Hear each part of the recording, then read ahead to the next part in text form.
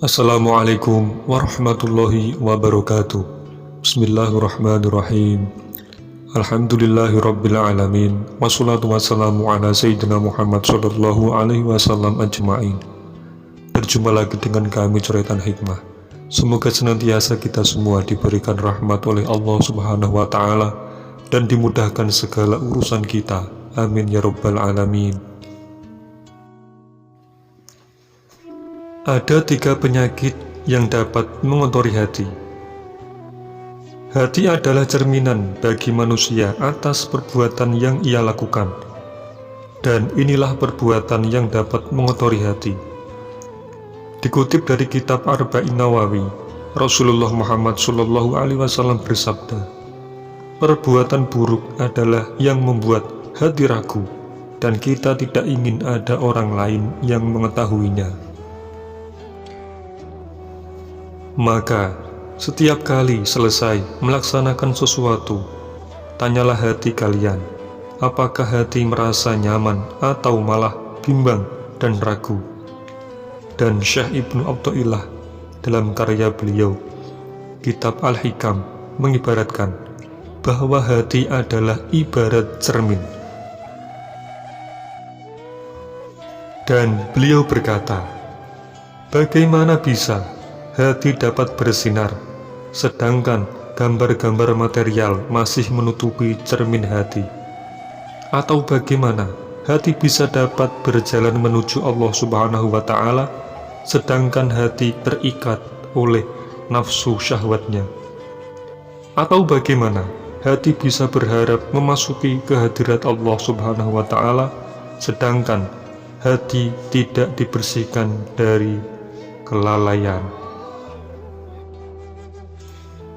Maka, agar hati bersinar, ia harus jernih dan bersih dari noda-noda perbuatan buruk. Dan Syekh Ibnu Athaillah menyebutkan, ada 3 jenis noda yang dapat membuat hati kotor. Di antaranya adalah gambaran material, nafsu syahwat, dan kelalaian.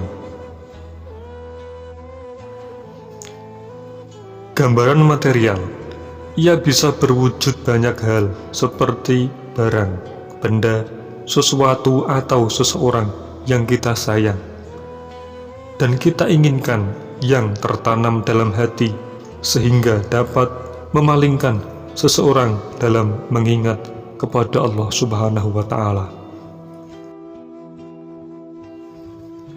Yang kedua, nafsu syahwat.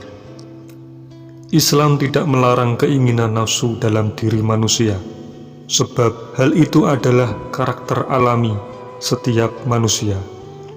Hanya saja, dalam Islam mengatur setiap nafsu atau keinginan dalam diri manusia agar dilakukan sesuai dengan ajaran agama Islam, sebab keinginan nafsu yang tidak diatur dapat menutupi hati. Dan yang ketiga adalah kelalaian. Setiap muslim harus mampu mencurahkan waktunya untuk berzikir mengingat kepada Allah Subhanahu wa ta'ala. Zikir adalah ibadah yang tidak terpaut oleh waktu dan bisa dilakukan kapan saja. Karena itu, kelalaian dan mengabaikan zikir kepada Allah Subhanahu wa ta'ala merupakan perbuatan yang perlu kita mohonkan ampun kepada Allah Subhanahu wa ta'ala.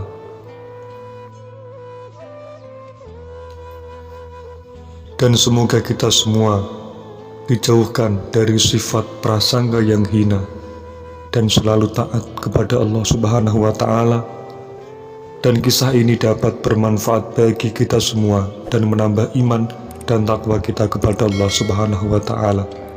Terima kasih. Wassalamualaikum warahmatullahi wabarakatuh.